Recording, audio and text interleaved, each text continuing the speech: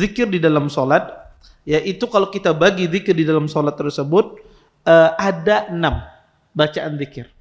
Ya, kalau kita bagi ada 6 bacaan di zikir. Ya, maka bacaan yang pertama dari zikir di dalam solat itu adalah kita membaca istighfar.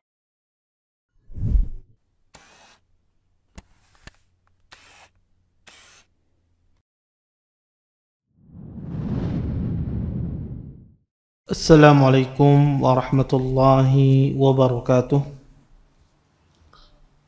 Innal hamdalillah nahmaduhu wa nasta'inuhu wa nastaghfiruh wa na'udzu billahi min shururi anfusina wa min sayyiati a'malina. May yahdihillahu fala mudilla lahu wa may yudlil fala hadiya lahu. Asyhadu an la ilaha illallah wahdahu la syarika lahu وأشهد أن محمدا عبده ورسوله فإن أصدق الحديث كتاب الله وخير الهدي هدي محمد صلى الله عليه وسلم شر الأمور محدثاتها وكل محدثة في الدين بدعة وكل بدعة ضلالة وكل ضلالة في النار أما بعد. Bapak-bapak, ibu-ibu, ikhwan dan akhwat yang dimuliakan oleh Allah Subhanahu wa taala. Alhamdulillah, segala puji bagi Allah Subhanahu wa taala dengan limpahan nikmat yang begitu besar, di antaranya nikmat iman, nikmat Islam, nikmat kesehatan, sehingga kita semua diberikan kemudahan oleh Allah Subhanahu wa taala untuk bisa berhadir di majelis ilmu.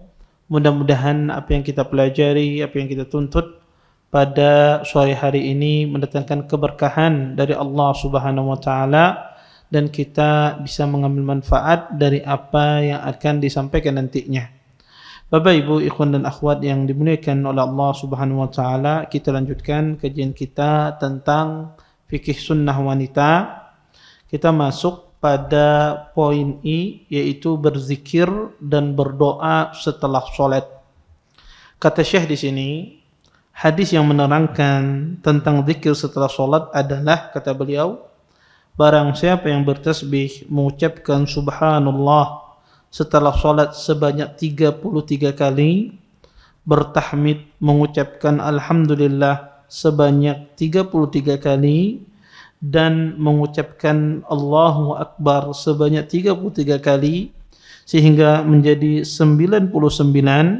Kemudian dia melengkapinya hitungan menjadi 100 dengan membaca la ilaha illallah wahdahu la syarikalah lahul mulku walul hamdu wa huwa ala kulli syai'in qadir.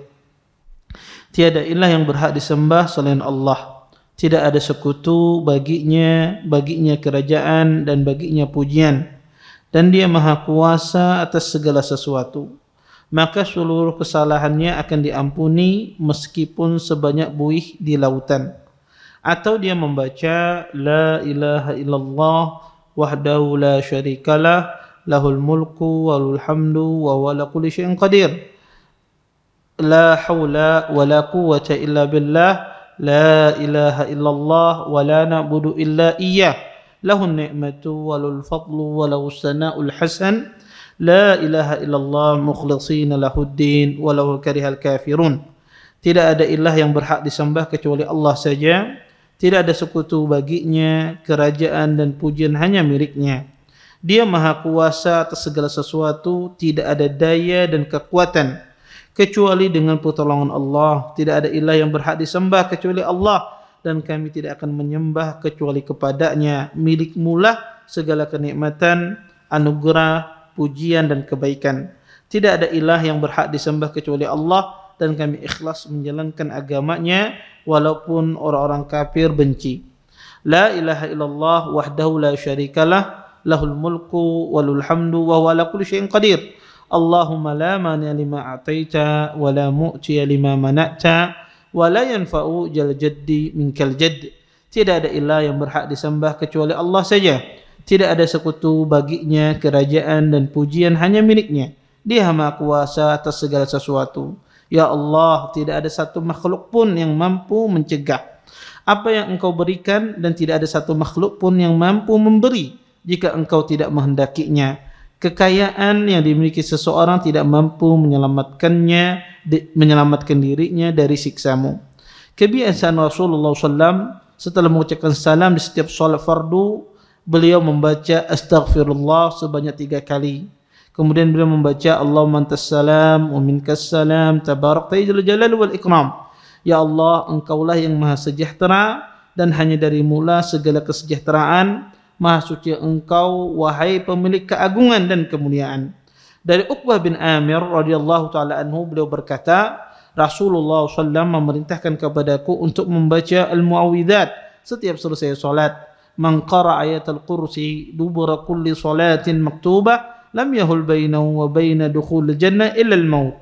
Barang siapa yang membaca ayat kursi setiap selesai salat wajib, maka hanya kematian yang menghalanginya masuk ke dalam surga. Bapak, Ibu, ikhwan dan akhwat yang dimuliakan oleh Allah Subhanahu wa taala, di sini Syekh hafizahullah taala menjelaskan tentang masalah zikir-zikir yang dibaca di waktu salat. Di sini beliau menyebutkan pertama kali adalah zikir subhanallah, alhamdulillah dan Allahu akbar. Kemudian beliau lanjutkan dengan zikir la ilaha illallah, kemudian beliau lanjutkan dengan zikir Allahumma antas salam, istighfar, kemudian Allahumma antas salam dan membaca ayat-ayat kursi. Saya akan membahas zikir ini tidak berurutan seperti yang disebutkan oleh Syekh. Saya akan membahas satu persatu dari zikir yang disebutkan oleh Syekh yang di dalam kitab. Saya memulai zikir ini dengan membahas istighfar. Seharusnya, selayaknya atau abdalnya Syekh menyebutkan istighfar terlebih dahulu, baru beliau menyebutkan Allahumma antas salam. Kenapa kita katakan? Karena pada asalnya zikir di dalam solat yang berurutan cuma 2, yaitu astaghfirullah dan Allahumma antas salam. Jadi yang pertama kali dibaca setelah solat itu astaghfirullah, istighfar, dan baru membaca Allahumma antas salam wa minkas salam. Adapun selain dari zikir setelah solat, selain itu, selain dari 2 hal ini, maka tidak ada masalah tidak berurutan. Ya, selain dari 2 hal ini tidak ada masalah tidak berurutan. Ya, makanya kita akan memulai dari istighfar. Di antara zikir yang dibaca oleh Nabi, dan di sini juga disinggung oleh Syekh, bahwasanya Nabi SAW setelah selesai salat beliau membaca istighfar. Jadi sebelum saya masuk ke dalam masalah istighfar, zikir di dalam salat itu, ya, zikir di dalam salat, yaitu kalau kita bagi zikir di dalam sholat tersebut ada 6 bacaan zikir. Ya, kalau kita bagi ada 6 bacaan di zikir. Ya, maka bacaan yang pertama dari zikir di dalam sholat itu adalah kita membaca istighfar. Sebagaimana yang disebutkan oleh Syekh di sini, kata beliau, kebiasaan Rasulullah setelah mengucapkan salam di setiap sholat fardu, beliau membaca astaghfirullah. Hal ini didasari dengan hadis Tsauban. Kata Tsauban radhiyallahu taala anhu yang dikeluarkan oleh Imam Muslim, bahwasanya kana Rasulullah sallallahu alaihi wasallam idza sharafa min salatihi istaghfara salatan. Kata Tsauban radhiyallahu taala anhu, sesungguhnya Rasulullah sallallahu alaihi wasallam jika beliau selesai dari salatnya, beliau beristighfar 3 kali. Beliau beristighfar tiga kali. Kata insarafa di dalam hadis ini, Bapak Ibu, menjelaskan kepada kita bahwasanya yang dimaksudkan selesai di sini adalah ketika sudah salam. Bukan dia pergi meninggalkan masjid, tetapi ketika selesai salam. Jadi Nabi SAW ketika selesai salam, hal yang pertama yang beliau lakukan adalah beliau istighfar, ya.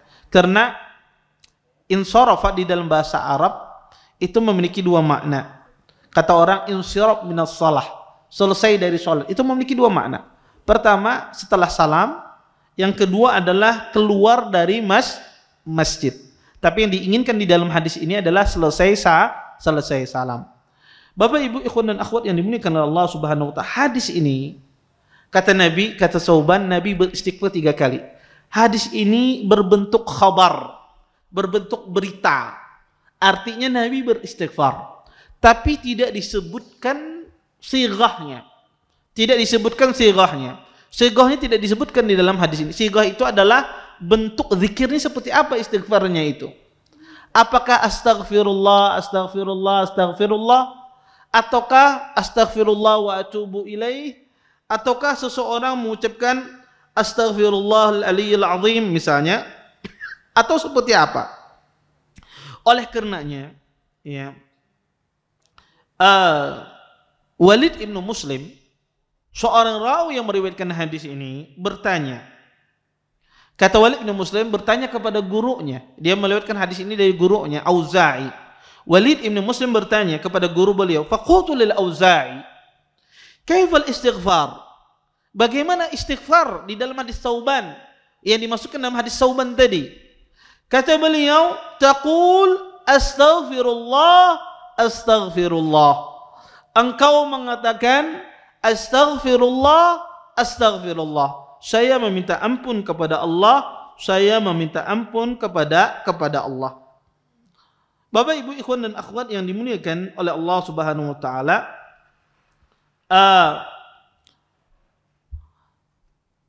pertanyaan Walid ibnu Muslim kepada gurunya Al-Imam Auza'i tentang cara mengucapkan istighfar, astaghfirullah, astaghfirullah, jawaban Imam Auza'i ini ingin menjawab sedikit-dikitnya istighfar. Artinya istighfar yang paling minimal engkau mengucapkan astaghfirullah, astaghfirullah. Dari sini para ulama rahimallahu taala, ya, bahwasanya boleh tidak seseorang menambahkan dari selain astaghfirullah. Dia tambahkan di luar astaghfirullah. Misalnya dia mengatakan astaghfirullah wa huwal aliyyul azim, ditambahkan wa huwal aliyyul azim, atau dia mengatakan astaghfirullah wa atubu ilaih wa la haula wa la quwwata illa billah, ataupun yang semisalnya. Boleh tidak di waktu salat? Para ulama, imam madhab yang 4 sepakat, kata mereka boleh ditambahi istighfar ini. Boleh ditambahkan kalimat astaghfirullah ini setelahnya boleh. Kenapa? Karena yang ada di dalam hadis Nabi adalah khabar, berita tentang Nabi beristighfar. Adapun sighahnya, bentuk istighfarnya sendiri tidak disebutkan dalam hadis. Oleh karena itu para ulama rahimahullah ta'ala mengatakan boleh seseorang menambahi dari kalimat astaghfirullah. Dan ahlul ilm mengatakan, ya, Nabi SAW di akhir hayat beliau keseringan beliau beristighfar dengan mengucapkan astaghfirullah wa atubu ilaih. Nabi SAW di akhir hayat beliau sering sekali menyebutkan ketika beliau beristighfar secara umum, beliau menyebutkan astaghfirullah wa atubu ilaih. Makanya sebagian fuqaha mengatakan hendaknya dia mengucapkan astaghfirullah wa atubu ilaih. Adapun zikir yang minim, istighfarnya cukup astaghfirullah, itu sudah cukup. Orang kalau beristighfar setelah sholat, astaghfirullah itu sudah cukup 3 kali. Tapi kalau seandainya dia tambah dengan astaghfirullah wa atubu ilaih, tentu yang terbaik. Tentu itu yang lebih baik. Ya, karena itu yang lebih sempurna. Ya, astaghfirullah wa atubu ilaih ataupun dengan tambahan astaghfirullah wa huwal aliyyul azim dan semisalnya. Adapun seseorang mencukupkan dengan astaghfirullah itu sudah cukup. Itu sesuatu yang minimal dari beristighfar, beristighfar. Makanya ada hadis, ya, yang diperselisihkan oleh para ulama dan hadisnya lemah, ya, menjelaskan juga bagaimana bentuk istighfar Nabi SAW setelah salat. Disebutkan di dalam Sunan Abi Dawud dari hadis Ali bin Abi Thalib radhiyallahu taala anhu, Nabi SAW kata Ali, kana idza sallama minas salah. Nabi SAW jika beliau salam dari salat, beliau mengatakan Allahumma ghfir lima qaddamtu wa ma akhartu wa ma asrartu wa ma a'lantu. Nabi SAW, ya, ketika selesai dari salat kata Ali, beliau berdoa Allahumma ghfir, ya Allah, ampuni dosa-dosaku, ma qaddamtu wa ma akhartu, apa yang telah lewat, ya, dan apa yang telah berlalu, dan apa yang telah tersembunyi, dan apa yang aku nampakkan. Ampuni dosa-dosaku. Hadis ini menjelaskan kepada kita bentuk istighfar yang diucapkan oleh Nabi setelah selesai salam. Tetapi sayangnya hadis ini adalah hadis yang lemah. Hadis ini adalah hadis yang lemah. Ya. Makanya keseringan istighfarnya Nabi adalah beliau mengucapkan astaghfirullah wa atubu ilaih, sebagaimana dalam hadis Aisyah radhiyallahu taala anha, kata Aisyah, kana aktsaru ma yaqul, kata Aisyah, kana aktsaru ma yaqul fi akhir hayatihi, ya. Kata Aisyah bahwasanya Nabi sallam sering mengatakan di akhir hayatnya, di hari istighfar, kata beliau, astaghfirullah wa atubu ilaih.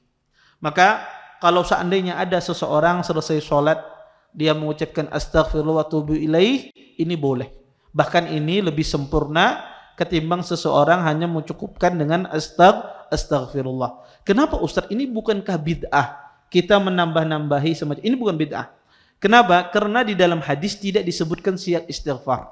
Tidak disebutkan sigat istighfarnya. Sifatnya umum. Makanya Walid ibn Muslim bertanya kepada Auza'i bahwasanya bagaimana beristighfarnya. Maka Auza'i menjelaskan seminimalnya adalah orang mengucapkan astaghfirullah. Kemudian Bapak Ibu ikhwan dan akhwat yang dimuliakan oleh Allah Subhanahu wa taala, ini zikir yang pertama. Kita mengucapkan astaghfirullah setelah salat sebagaimana yang disinggung oleh Syekh di sini. Kemudian zikir yang kedua, di sini juga disebutkan oleh Syekh bahwasanya kita mengucapkan Allahumma antas salam wa minkas salam tabarakta ya dzal jalali wal ikram. Hal ini ya didasari dengan sebuah hadis juga dari hadis Sauban yang kita bacakan tadi, bahwasanya kata Sauban, anna nabiyya sallallahu alaihi wasallam kana idzan sharafa min salatihi istaghfara salasan wa qala Allahumma antas salam wa minkas salam tabarakta ya dzal jalali wal ikram. Yang artinya, kata Sauban, sesungguhnya Nabi sallam jika beliau selesai dari salat, beliau beristighfar 3 kali. Kemudian Nabi SAW mengucapkan Allahumma antas salam wa minkas salam tabarakta ya dzal jalali wal ikram. Yang artinya, ya Allah, Engkaulah yang maha sejahtera dan hanya darimulah segala kesejahteraan. Maha suci Engkau, wahai pemilik keagungan dan kemuliaan. Bapak Ibu ikhwan dan akhwat yang dimuliakan oleh Allah Subhanahu wa taala, di dalam sebagian riwayat itu ada perbedaan lafaz. Ya, ada dalam sebagian riwayat tidak ada tambahan ya. Jadi Allahumma antas salam wa minkas salam tabarakta dzal jalali wal ikram. Tidak ada ya dzal jalali wal ikram dalam sebagian riwayat. Kedua riwayat ini semuanya benar. Boleh kita mengatakan ya dzal jalali wal ikram atau kita mengatakan dzal jalali wal ikram. Kedua-duanya benar. Pakai ya atau tidak pakai ya, kedua-duanya benar dan diriwayatkan dalam riwayat yang sahih. Maka seseorang ingin mengatakan, kadang-kadang dia mengucapkan Allahumma antas salam wa minkas salam tabarakta ya dzal jalali wal ikram, boleh. Atau seseorang mengatakan Allahumma antas salam wa minkas salam tabarakta dzal jalali wal ikram. Semuanya boleh ya. Maka afdalnya kadang kita mengucapkan semacam ini, kadang kita mengucapkan semacam ini, sehingga kita bisa menjalankan banyak sunnah Nabi sallallahu alaihi wasallam. Adapun sebagian orang ada menambahi dengan tabarakta wa ta'alait, ya. Tabarakta wa ta'alaita ya dzal jalali wal ikram. Ini tidak sahih. Tambahan wa ta'alaita di dalam zikir ini tidak sahih, ya. Tidak sahih. Dan ini ya tidak ada asalnya dari hadis Nabi sallallahu alaihi wasallam. Jadi lafaznya Allahumma antas salam wa minkas salam tabarakta ya dzal jalali wal ikram, atau tabarakta dzal jalali wal ikram, tanpa ada tambahan ya atau pakai ya. Kemudian Bapak Ibu ikhwan dan akhwat yang dimuliakan oleh Allah Subhanahu wa taala, zikir ini datang berurutan. Istighfar, kemudian Allahumma antas salam. Maka zikir ini datang berurutan. Jadi baca istighfar dulu baru membaca Allahumma antas salam. Kalau dua zikir ini sudah dibaca, apa yang dilakukan? Maka imam baru menghadap makmum. Jadi kalau dua zikir ini sudah dibaca, barulah imam itu menghadap makmum. Bukan imam membaca istighfar 3 kali langsung menghadap makmum. Tetapi ketika dia membaca istighfar 3 kali, kemudian membaca Allahumma antas salam, barulah sang imam tersebut dia menghadap makmum.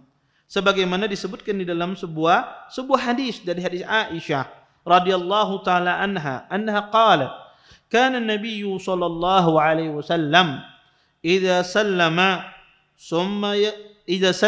lam yaqud illa miqdar ma yaqul Allahumma antas salam wa minkas salam tabarakta ya dzal jalali wal ikram. Kata Aisyah, sesungguhnya Nabi SAW jika beliau selesai salam, beliau tidak duduk menghadap kiblat. Ya, perhatikan, beliau tidak duduk menghadap kiblat kecuali dengan batas waktu seperti seseorang mengucapkan Allahumma antas salam wa minkas salam tabarakta ya dzal jalali wal ikram. Ini menunjukkan bahwasanya Nabi SAW tidak menghadap ke makmum setelah beliau selesai membaca Allahumma antas salam. Maka imam ketika dia berzikir, dia membaca istighfar 3 kali, kemudian membaca Allahumma antas salam, selesai baru dia menghadap makmum.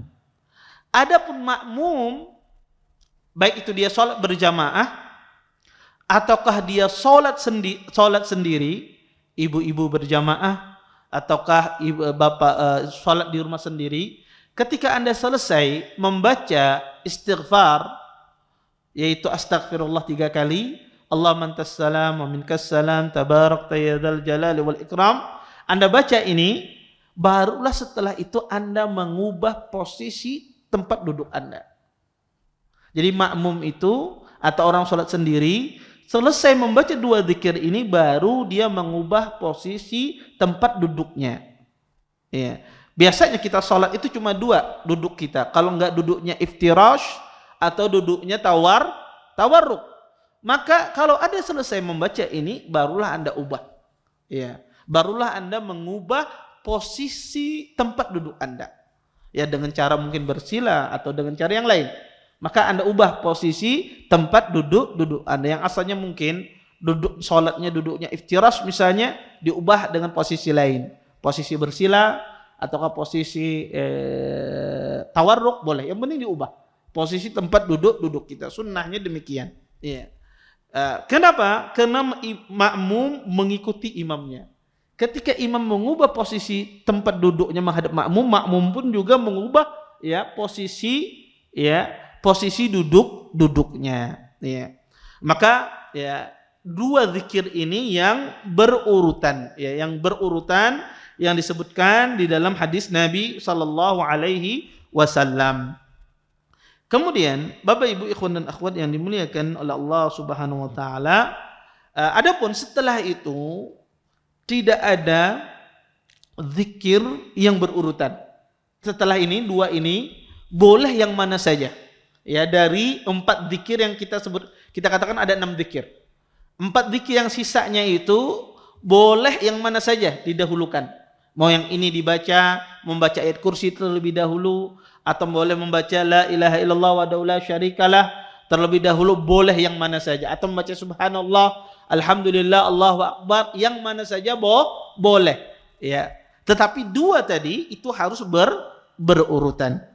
Kemudian Bapak Ibu ikhwan dan akhwat yang dimuliakan oleh Allah Subhanahu wa taala, di antara zikir yang dibaca oleh Nabi sallallahu alaihi wasallam dan juga disebutkan oleh Syekh di sini adalah yaitu Nabi sallallahu membaca zikir la ilaha illallah wahdahu la syarikalah lahul mulku walul hamdu wa huwa ala kulli syai'in qadir. Allahumma la mani'a lima a'taita wa la mu'tiya lima mana'ta wa la yanfa'ul jal jaddi minkal jaddu. Bapak Ibu ikhwan dan akhwat yang dimuliakan oleh Allah Subhanahu wa taala, ada beberapa riwayat di dalam masalah ini. Disebutkan di dalam hadis Syu'bah dari hadis Mughirah ibn Syu'bah yang dikeluarkan oleh Imam Muslim, maka anna Nabi sallallahu kana yaqul fi duburi kulli salatin idza sallam. Sesungguhnya Nabi SAW beliau mengatakan setiap habis salat beliau mengatakan la ilaha illallah wahdahu la syarikalah lahul mulku wa lahul hamdu wa huwa ala kulli syai'in qadir. Allahumma la mani'a lima a'taita wa la mu'tiya lima mana'ta wa la yanfa'ul jaddi minkal jadd. Di dalam Sahih Muslim disebutkan bahwasanya Nabi SAW beliau membaca tersebut satu kali. Di dalam sebagian riwayat Nabi SAW membaca ini 3 kali. Jadi ada pertentangan riwayat. Ada riwayat yang mengatakan 1 kali dibaca doa ini, ada riwayat yang mengatakan 3 kali. Doa ini di halaman 121 yang paling atas yang disebutkan oleh Syekh bahwasanya doa ini sebagian riwayat menyebutkan 3 kali dibaca. Dalam sebagian riwayat disebutkan 1 kali. Yang benar adalah riwayat yang menyebutkan 1 kali. Banyak jalur di dalam hadis ini menyebutkan hanya satu kali. Oleh karena itu zikir ini dibaca cuma 1 kali, tidak diulang sampai 3 kali. Kemudian Bapak Ibu ikhwan dan akhwat yang dimuliakan oleh Allah Subhanahu wa taala, di dalam sebagian riwayat disebutkan bahwasanya zikir ini dibaca 10 kali di salat subuh dan di salat maghrib.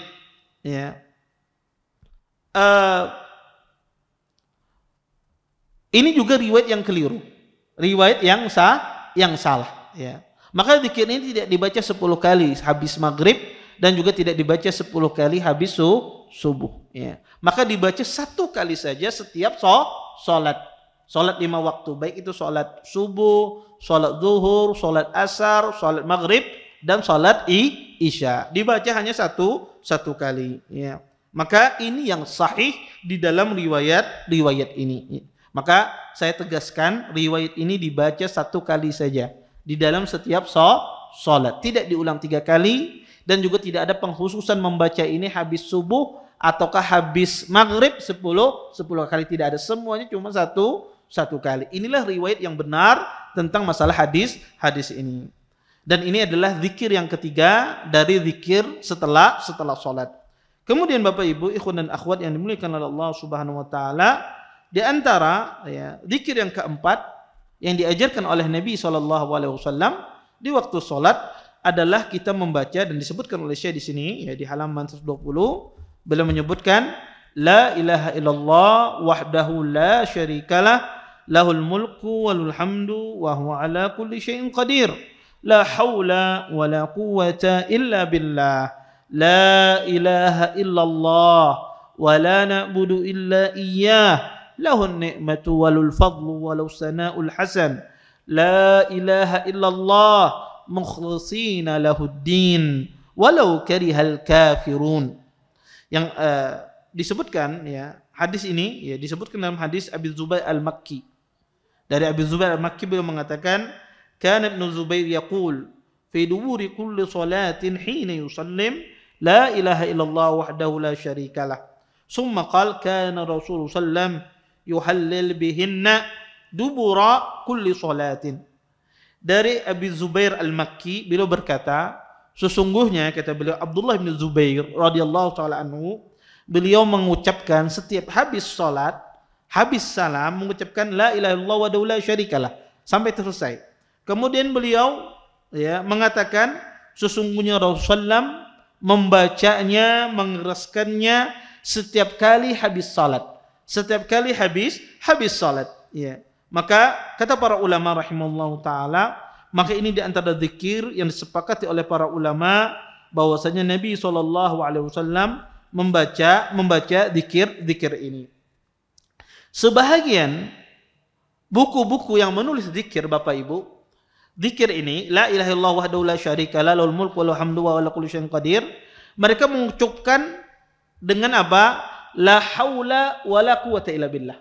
Tidak ada disebutkan di awalnya itu la ilaha illallah wahdahu la syarikalah lahul mulku walul hamdu wa huwa ala kulli syai'in qadir. Tidak ada.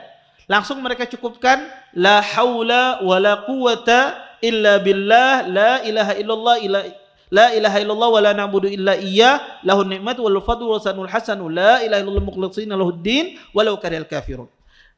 Di awalnya tidak disebutkan. Sebagian buku-buku doa Anda akan dapati ya di buku-buku doa, bahkan di buku-buku fikih pun sebagian itu kadang-kadang tidak menyebutkan la ilaha illallah.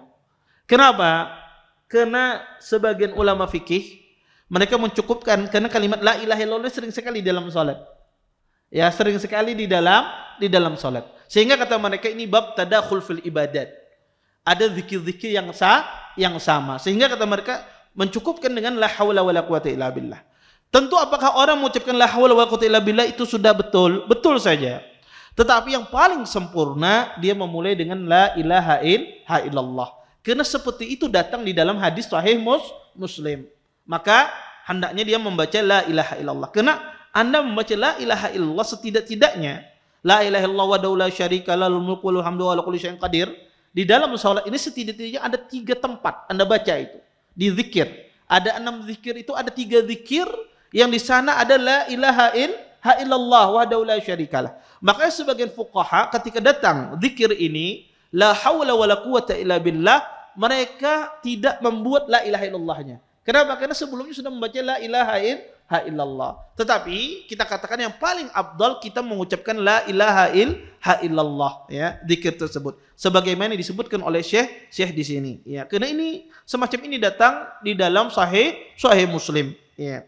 Kemudian Bapak Ibu ikhwan dan akhwat yang dimuliakan oleh Allah Subhanahu wa taala, adapun ya zikir keempat ya yang dibaca ya seseorang ketika di dalam salat ya, zikir ya yang keempat dibaca oleh orang ketika di dalam salat adalah dia bertasbih ya, kemudian dia bertahmid ya, kemudian dia bertakbir ya, dia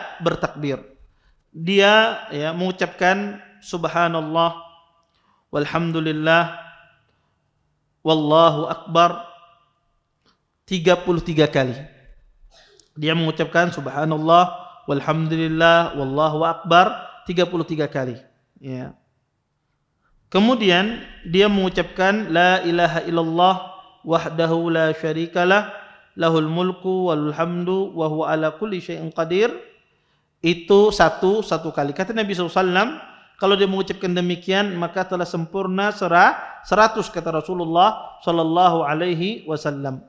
Maka Bapak Ibu ikhwan dan akhwat yang dimuliakan oleh Allah Subhanahu wa taala, hal ini sebagaimana disebutkan di dalam Sahih Muslim dari hadis Abu Hurairah, kata Nabi sallallahu alaihi wasallam, "Man sabbahallah fi duburi kulli salatin salasan wa salasin wa hamidallah salasan wa salasin wa kabbarallah salasan wa salasin fatilka tis'atu wa tis'un wa qala tamamul mi'ah la ilaha illallah wahdahu la syarikalah lahul mulku walul hamdu wa huwa ala kulli syai'in qadir."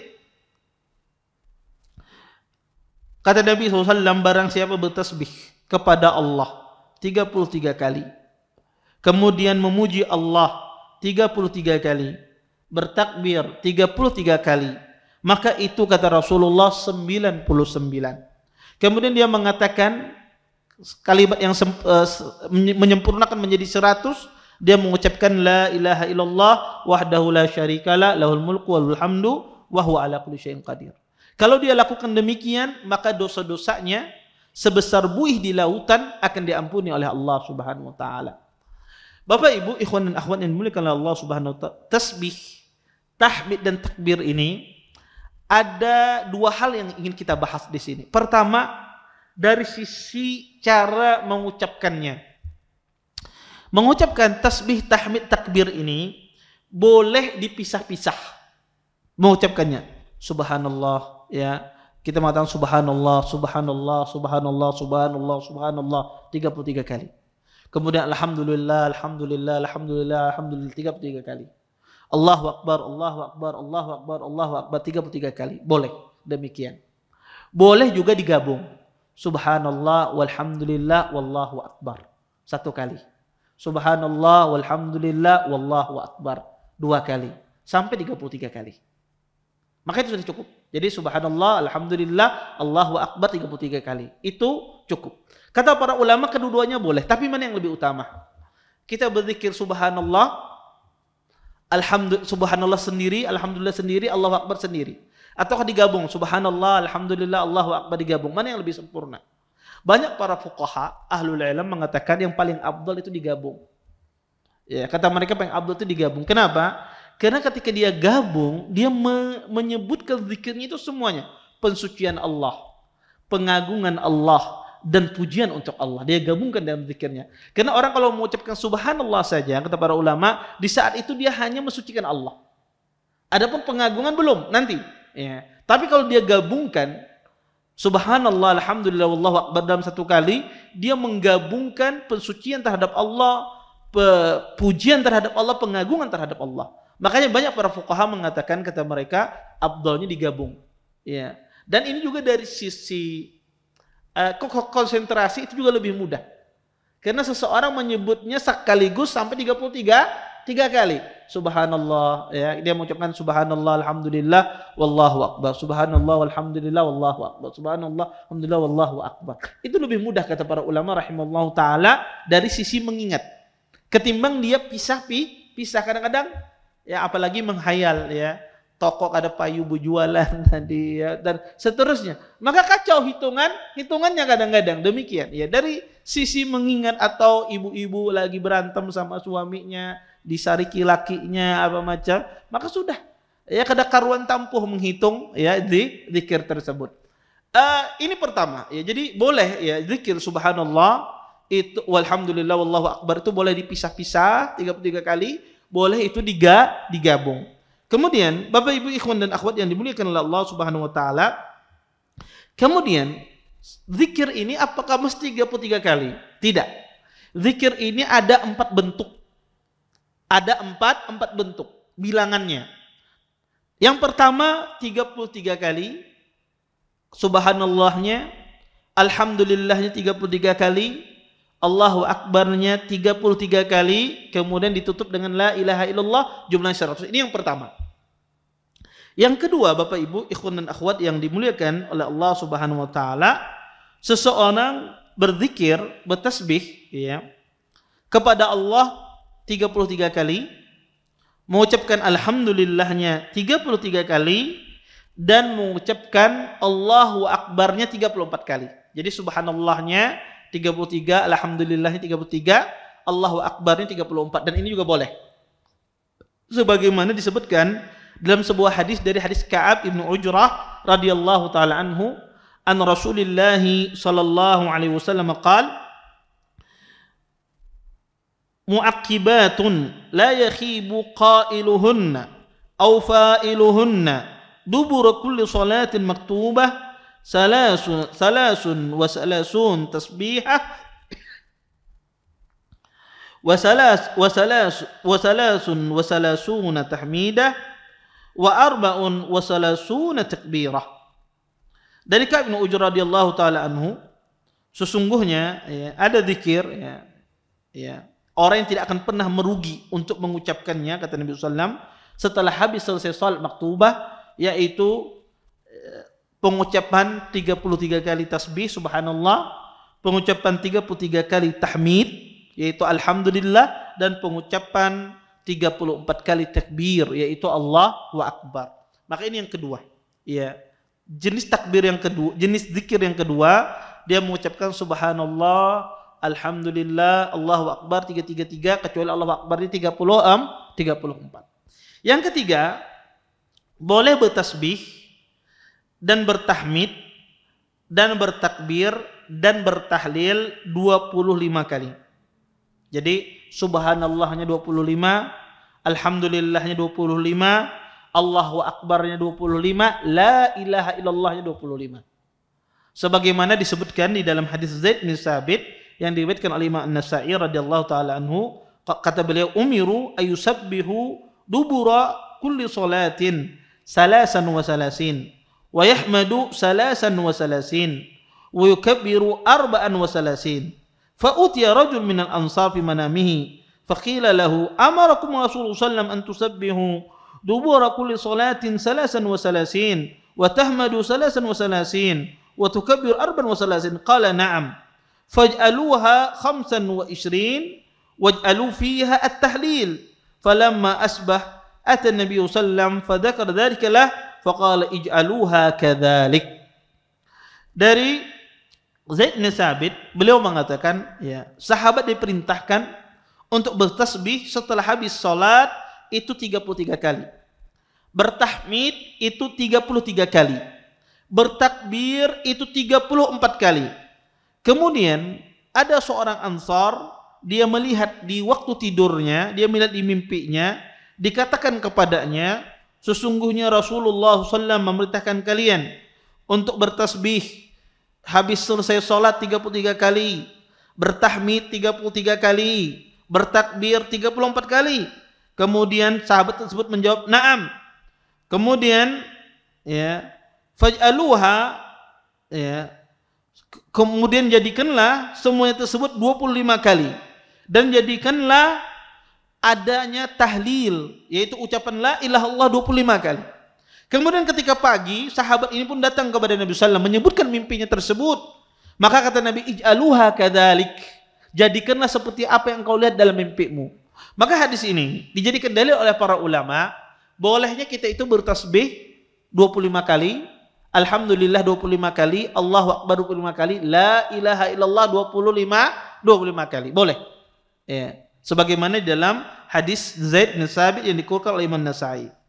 Kemudian, Bapak Ibu ikhwan dan akhwat yang dimuliakan oleh Allah Subhanahu wa taala, adapun sighah yang kelima, ya, dan ini yang dijadikan oleh para ulama rahimahullahu taala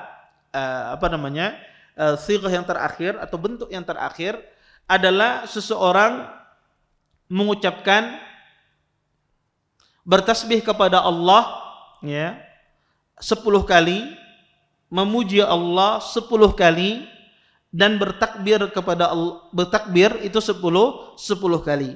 Jadi subhanallahnya 10, alhamdulillahnya 10, Allahu akbarnya 10.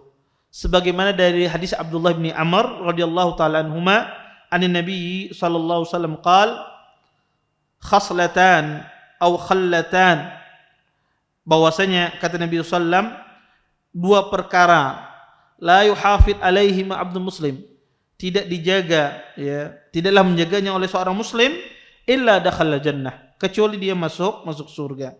Huma yasirun, sesungguhnya 2 perkara itu sangat ringan kata Nabi.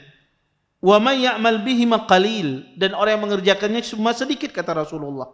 Apa itu? Yusabbihu fi duburi kulli salatin 10. Dia bertasbih kepada Allah setelah habis salat itu 10 kali. Kemudian wa yahmadu 10, dan dia memuji Allah itu 10 kali. Wa yukabbiru 10, dan dia bertakbir kepada Allah itu 10 kali. Fadzalika 500 bil lisan wa 1500 fil mizan. Maka yang demikian itu kata Nabi 150, ya, di ucapan, dan 1000, ya, 500 di dalam timbangan. Bapak Ibu ikhwan dan akhwat yang dimuliakan oleh Allah Subhanahu wa taala, maka ya ini 4 cara membaca tasbih, ya, ketika seseorang itu, ya, dia berzikir setelah salat fardu. Kemudian Bapak Ibu ikhwan dan akhwat yang dimuliakan oleh Allah Subhanahu wa taala, di antara zikir yang kelima yang dibaca oleh Nabi SAW di waktu salat adalah Nabi SAW membaca ayatul kursi, ya, membaca ayat kursi, ya. Sebagaimana disebutkan di dalam Sunan Nasa'i dari Abi Umamah, kata Nabi SAW, man qara'a ayatul kursi fi duburi kulli salatin maktubah lam yamna'hu min dukhulil jannah illa ayyamut. Kata Nabi SAW, ya, dari hadis Abi Umamah, sesungguhnya Nabi SAW pernah bersabda, barang siapa yang membaca ayat kursi selepas sholat fardu, maka tidak menghalanginya untuk masuk surga kecuali dia meninggal. Artinya kalau dia meninggal pada itu tersebut, dia akan masuk surga. Maka ini zikir yang disebutkan oleh para ulama, seseorang membaca ayat kursi setiap habis sholat.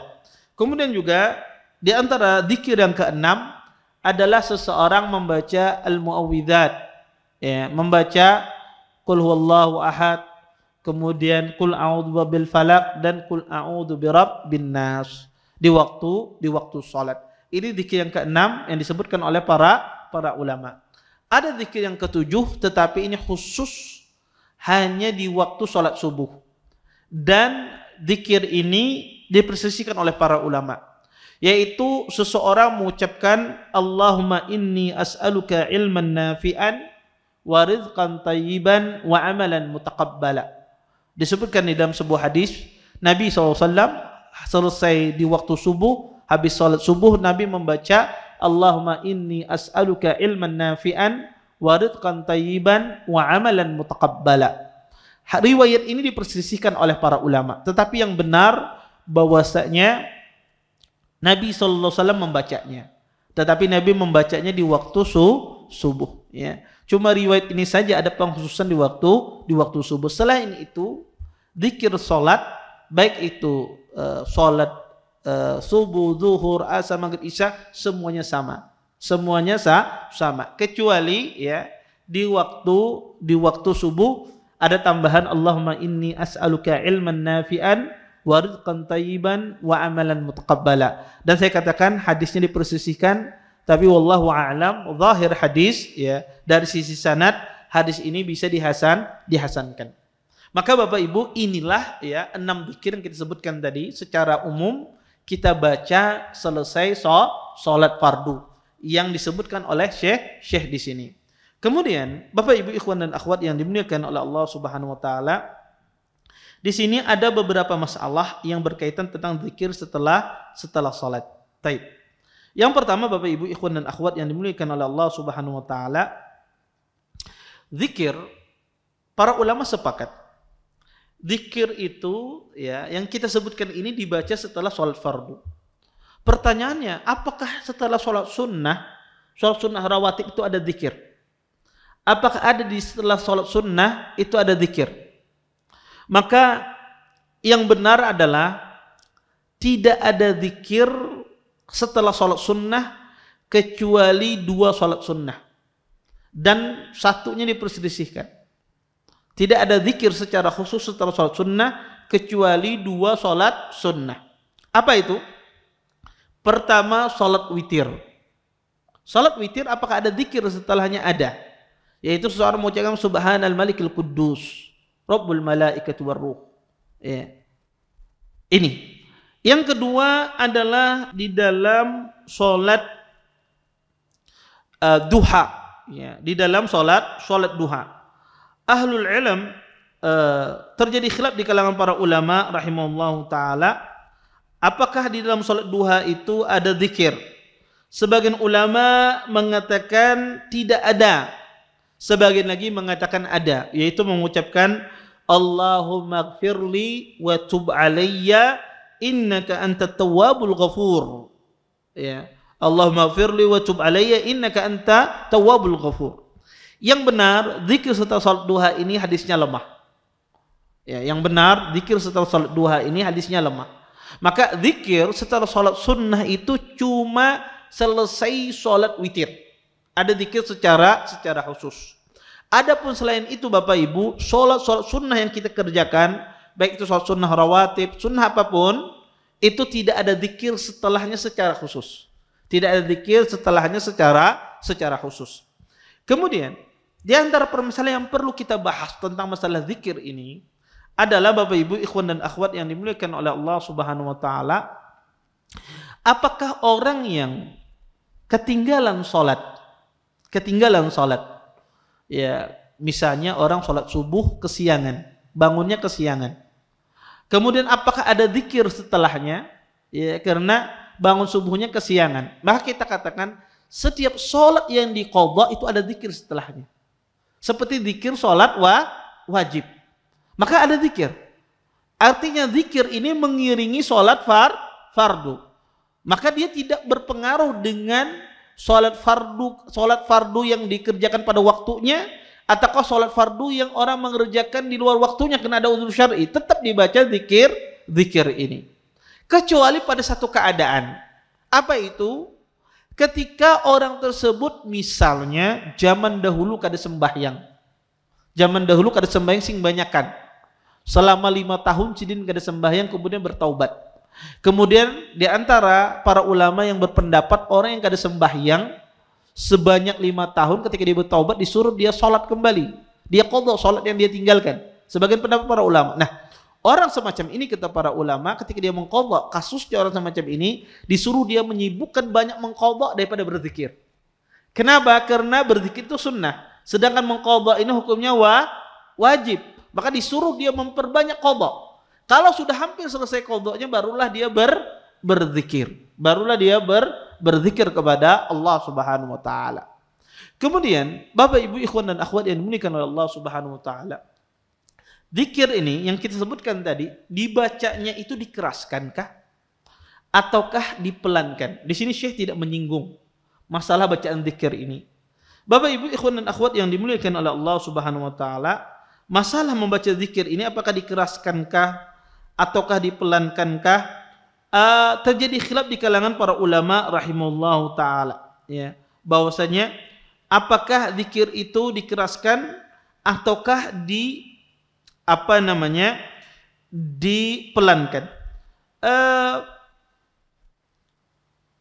Para ulama mengatakan bahwasanya zikir itu ya sunnahnya, ya sebagian ahlu ilm mengatakan zikir itu sunnahnya adalah dipelankan. Ya, sebagian ahlu ilm mengatakan zikir itu sunnahnya dipelankan, dan ini pendapat jumhur ulama. Sebagian lagi mengatakan bahwasanya zikir itu dikeraskan. Dan ini salah satu pendapat dari mazhab Abi Hanifah dan salah satu riwayat dari mazhab Hambali, dan ini pendapat Syekh Islam Taimiyah, Syekh Utsaimin, Syekh bin Baz dan yang lainnya. Bahwa zikir itu dikeraskan. Ya, berdasarkan hadis Abdullah bin Abbas bahwasanya Nabi mengeraskan zikirnya, dan juga hadis Abdullah bin Zubair kata beliau yuhallil bihinna dubura kulli salatin. Nabi bertahlil setiap habis salat. Kata tahlil itu adalah seseorang mengeraskan. Tahlil itu adalah mengeraskan suaranya. Berdasarkan hadis ini, para ulama memandang bahwasanya zikir itu dikeraskan dengan suara yang tidak mengganggu orang. Ya, dia mengeraskan zikirnya. Kata mereka. Wallahu a'lam, dari dua pendapat ini, pendapat yang kedua ini yang lebih kuat, bahwasanya zikir itu dikeraskan, ya, dan tentu dengan suara yang tidak mengganggu orang di sampingnya. Kemudian kata para ulama, apakah semua zikir itu dikeraskan? Istighfar, la ilaha illallah. Ulama mengatakan semua zikir dikeraskan kecuali satu zikir, yaitu bacaan ayat kursi, ya, dan bacaan muawwidzat itu tidak dikeraskan. Ya, ulama sepakat semua zikir dikeraskan kecuali bacaan ayat kursi. Ahlul ilm mengatakan itu semuanya dipelankan. Itu semuanya dipelankan. Baik yang berpendapat zikir itu disunnahkan dikeraskan, atau yang berpendapat zikir itu dari awal dipelankan semua, mereka sepakat ayat kursi itu dipelankan. Dan mengeraskan zikir ini apakah berlaku hanya laki-laki saja? Jawabannya tidak. Zikir ini berlaku bagi laki-laki dan wanita. Tentu wanita kalau dia mengeraskan di situ ada laki-laki asing, maka disuruh dia memelankan. Jangan sampai suaranya didengar oleh laki-laki yang bukan mahramnya. Tapi kalau seandainya di rumah atau di tempat khusus kaum wanita, maka tidak ada masalah.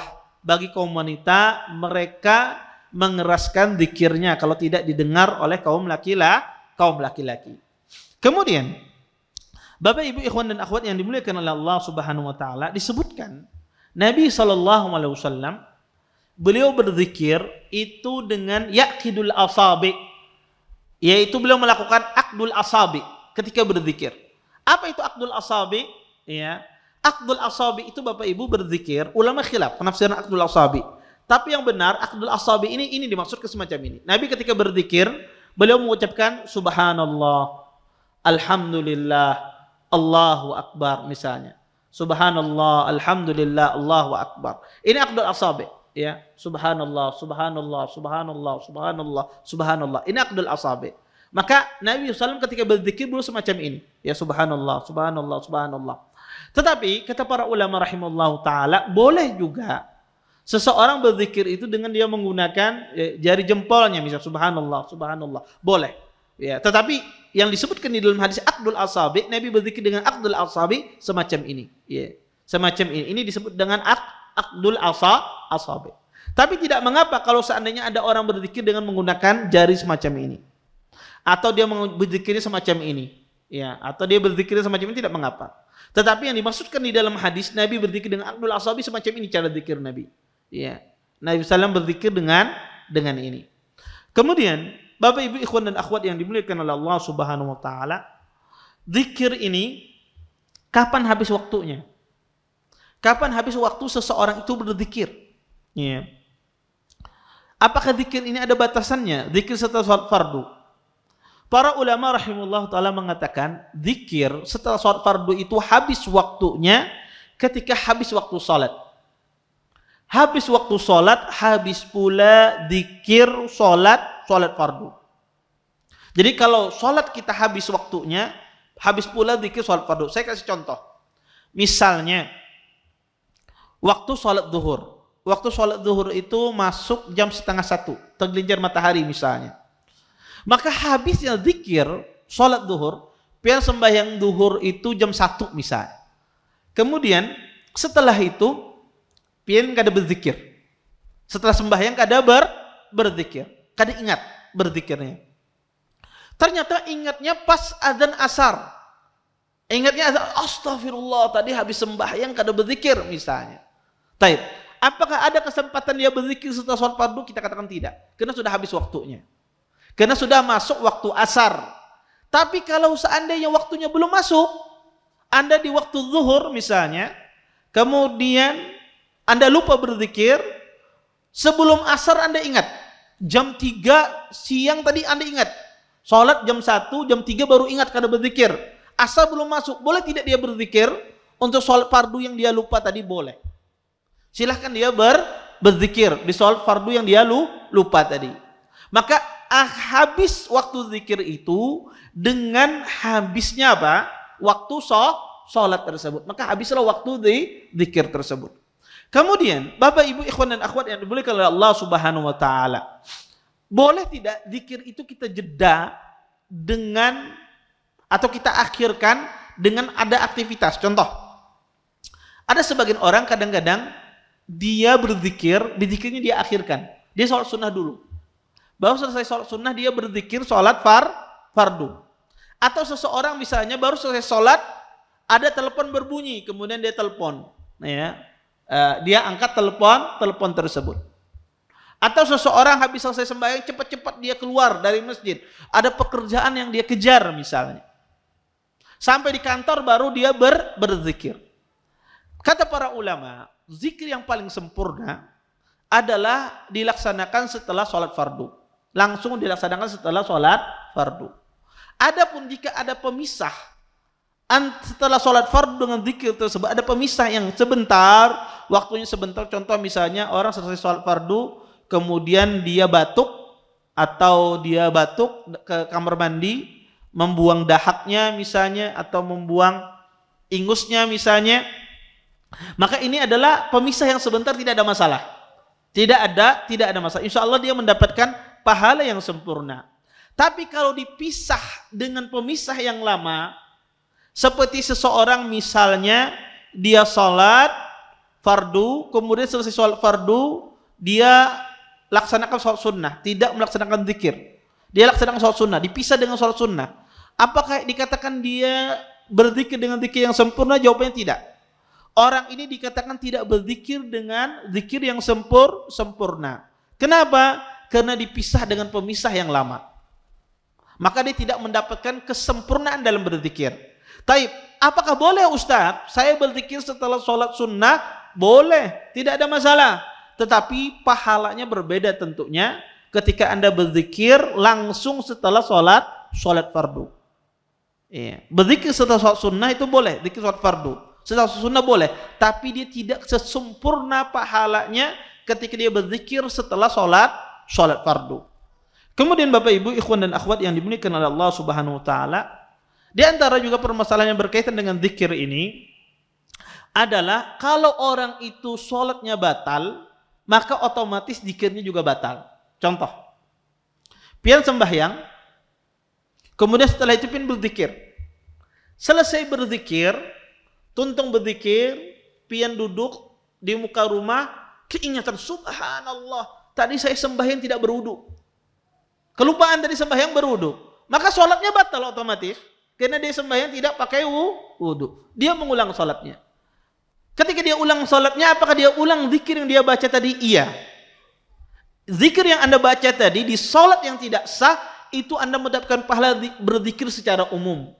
Anda mendapatkan pahala berzikir secara umum. Kalau sholat itu batal, otomatis disuruh juga kita mengulangi zikir tersebut. Karena zikir itu kaitannya dengan sholat yang benar, dengan sholat yang diterima oleh Allah Subhanahu wa taala. Kemudian, ya, permasalahan terakhir dia permasalahan zikir ini yang mungkin sering juga dibahas oleh sebagian para ulama adalah boleh tidak orang itu berzikir dengan melihat buku habis sembahyang atau melihat HP karena ada hafal, ya, atau seseorang menaruh biasanya di tempat sholatnya di mukanya itu ada bacaan zikir, ya, di bacaan di tempat arah sholat dia taruh di zikir di sana. Boleh apa tidak? Jawabannya boleh. Tidak mengapa. Ya, karena ini adalah wasilah untuk membantu seseorang untuk berzikir kepada Allah Subhanahu wa taala, maka tidak mengapa dia membaca zikir itu dari HP atau dia menaruh sesuatu di tempat sholatnya, kemudian dia selesai sholat dia melihat ke arah tersebut untuk berzikir kepada Allah Subhanahu wa taala. Maka ini insyaallah tidak mengapa. Wallahu taala alam. Baik. Mungkin ini yang bisa ulun sampaikan pada pertemuan kali ini, dan insyaallah nanti kita juga akan bahas tentang masalah berdoa setelah salat. Yang baru kita bahas ini adalah masalah berzikir setelah salat. Insyaallah nanti kita akan bahas, ya, permasalahan yang berkaitan dengan berdoa setelah salat. Baik. Mungkin sisa waktu yang ada kita gunakan untuk tanya jawab. Kalau ada yang bertanya silahkan, kalau tidak ada ya kita tutup. Baik.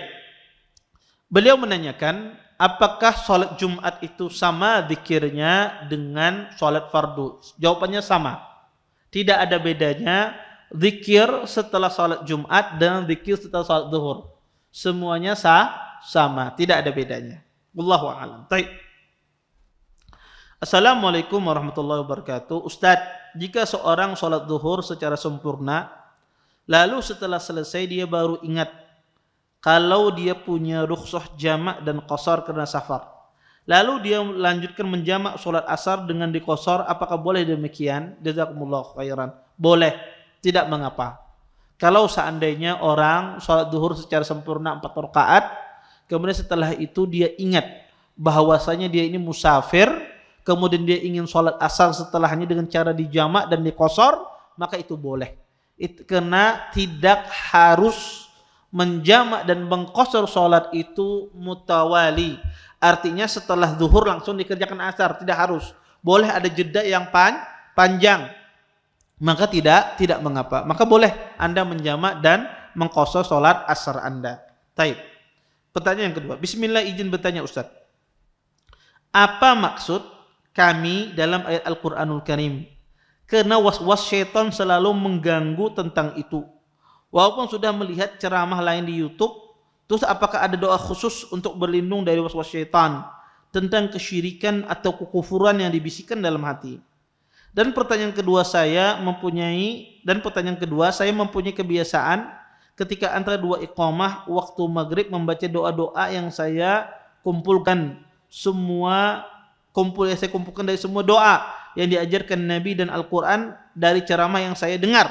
Apakah ini termasuk amalan bid'ah karena memasukkan doa ini atau tidak apa-apa saja? Jazakumullah khairan, semoga Ustadz dan yang mendengarkan mendapatkan keberkahan ilmu dan keberkahan dunia akhirat. Amin. Pertama, arti kami di dalam Al-Quran. Kata Allah, Inna anzalnahu fi lailatul qadar. Kami menurunkan Al-Quran pada malam Lailatul Qadar. Inna a'tainakal kautsar. Sungguhnya kami memberikan kamu Al-Kautsar. Kata kami di dalam Al-Quran itu menunjukkan tentang keagungan, tentang kemuliaan. Ya, seseorang itu, ya, ketika dia ingin menjelaskan keagungan, kemuliaan dia menggunakan istilah kami dalam bahasa Arab. Jadi kami itu melambangkan kebesaran, kehebatan. Makanya di dalam bahasa Arab, ya, pemerintahan itu nahnu misalnya.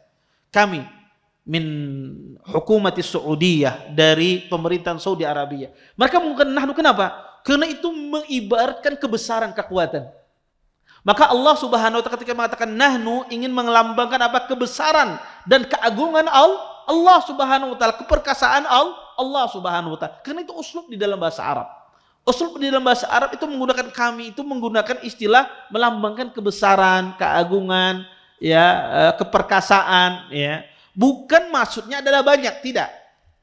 Bukan maksudnya banyak, itu bahasa Indonesia kami, ya. Dari itu bahasa Indonesia. Tapi bahasa Arab ketika digunakan nahnu, ya, di dalam berbicara itu maksudnya adalah ada maksudnya yang pertama adalah melambangkan kebesaran, keagungan, ya.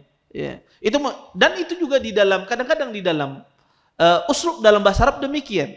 Karena orang kalau mendengar kami itu menunjukkan serius, ya, menunjukkan serius, tidak main-main, ya. Dan kadang-kadang kami digunakan untuk orang yang banyak. Tetapi di dalam Al-Quran digunakan untuk menjelaskan, ya, kemuliaan, keagungan, keperkasaan Allah Subhanahu wa taala. Kemudian apakah ada doa khusus? Ya, banyak doa berlindung dari was-was. Ya. Maka Anda ta'awud, a'udzubillahi minasyaitonirrajim. Ta'awud sama Allah Subhanahu wa taala. Atau seseorang berlindung kepada Allah daripada kesyirikan. Allahumma inni a'udzubika an usyrika bika syai'an a'lamuhu wa astaghfiruka lima la a'lamu. Ya Allah, aku berlindung kepadamu dari kesyirikan yang aku ketahui dan aku minta ampun dari kesyirikan yang aku tidak ketahui. Maka, ya, boleh dia berdoa demikian atau berdoa-doa secara umum. Intinya, kalau orang ditimpa penyakit was-was, banyak-banyak ta'awud, banyak-banyak minta perlindungan kepada Allah. Sering-sering dia mengucapkan a'udzubillahi minasyaitonirrajim, dan jangan dia jawab was-wasnya dia. Jangan dijawab. Anda ketika ada bisikan baca a'udzubillahi minasyaitonirrajim, maka setannya itu makin kecil. Tapi kalau kita jawab, setannya makin besar, makin besar. Tapi langsung ketika ada bisikan a'udzubillahi minasyaitonirrajim, ada bisikan lagi a'udzubillahi minasyaitonirrajim, dia semakin kecil semakin kecil. Dan bisikan itu semakin hilang dia, semakin hilang. Tapi kalau Anda jawab bisikannya itu semakin besar. Maka Anda langsung jawab, baca berlindung a'udzubillahi minasyaitonirrajim. Kemudian yang kedua, cari kesibukan. Karena kalau Anda disibukkan dengan sesuatu, Anda akan lupa tadi masalah tadi. Makanya Anda cari kesibukan. Kalau Anda semacam itu jangan sendiri, cari teman, ngobrol dan yang lain. Walaupun orang was-was semacam ini biasanya ngobrolnya tidak nyaman. Kenapa? Karena hatinya masih terikat dengan itu. Tapi Anda berusaha ngobrol terus Anda berlindung kepada Allah, maka akan hilang ini. Kemudian mengumpulkan doa-doa di antara azan dan iqamah. Sebetulnya tidak ada masalah. Kalau Anda tidak meyakini ini ada fadilah tertentu, ya, tidak meyakini ini memiliki fadilah tertentu, tapi Anda sekedar ingin berdoa dari doa-doa tersebut, tidak mengapa. Ya, selama tidak ada keyakinan tertentu harus dibaca di antara azan dan iqamah. Baik. Assalamualaikum Ustadz, bagaimana zikir yang dibaca habis sholat subuh dan maghrib? Jangan berpindah tempat duduk sebelum membaca zikir tersebut. Yaitu baca zikir la ilaha illallah wa la syarikalah lahul mulku wa hamdu yuhyi wa yumiit biyadil khair wa huwa ala kulli syai'in qadir. Ini zikir ini lemah, ya, hadisnya lemah. Karena di dalam sanadnya ada Syahr ibn Hausyab. Syahr ibn Hausyab itu muttarib. Dia meriwayatkan hadis itu dengan banyak versi. Kadang meriwayatkan hadis semacam ini, kadang meriwayatkan hadis semacam ini. Maka hadisnya adalah hadis yang lemah. Ya, hadisnya lemah sehingga tidak sahih nisbatnya kepada Nabi sallallahu alaihi wasallam. Baik. Saya kira cukup ya untuk pertemuan kali ini. Kita tutup dengan doa kafatul majelis. Subhanakallahumma bihamdika asyhadu an la ilaha illa anta astaghfiruka wa atubu ilaik. Assalamualaikum warahmatullahi wabarakatuh. Terima kasih. Jazakumullah khairan wa barakallahu fikum. Video ini dibuat atas partisipasi dari donasi Anda. Semoga menjadi amal jariah bagi Anda semuanya.